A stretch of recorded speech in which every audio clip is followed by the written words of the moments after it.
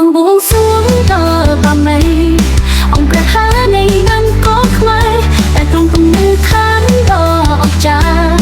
ប្រំហខប់ចាំក្រវល់ជួយខ្មែរពូឈៀនពីតែវិញនេះវាសូន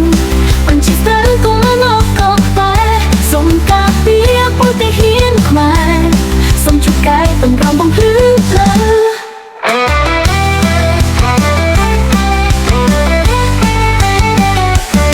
រៀបចំក្បួនយុទ្ធសាស្ត្រឈ្នះខ្មាំងកុំចាំតតាមរលីសូនទៅព្រះសូរឥសីសច្ចាំងពងនៅក្នុងព្រៃភ្នំប្រាសាទតមួនធំប្រាសាទកំងតតាក្របីអាចោអព្រៃប្រហាត់ឡើងធំចង់ហ៊ានមងលេងគេជាបំឡង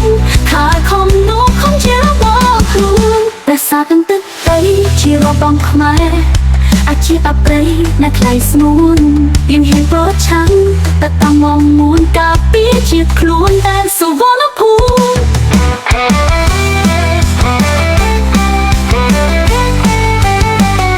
ខ្ញុំសំបូរសួងដល់បាមេ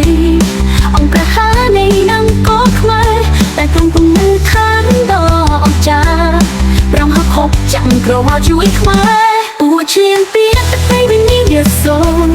បញ្ជាស្ទើរក៏មកក៏ខ្មែរសុំការពីពុទ្ធហ៊ានខ្មែរសុំជួបកាយបំរំបំភ្លឺផ្លូវ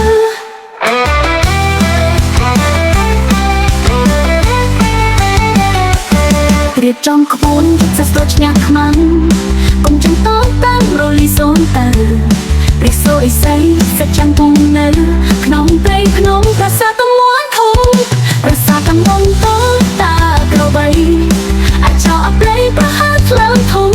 ចង់ហ៊ានមងលេងគេជាបំឡង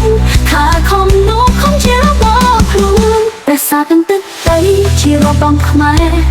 អាជីពប្រៃណាស់ថ្លៃស្ងួនទៀនហ៊ានប្រឆាំងតែតាមមងមួនការពារជាតិខ្លួនតែសុវណ្ណភូមិ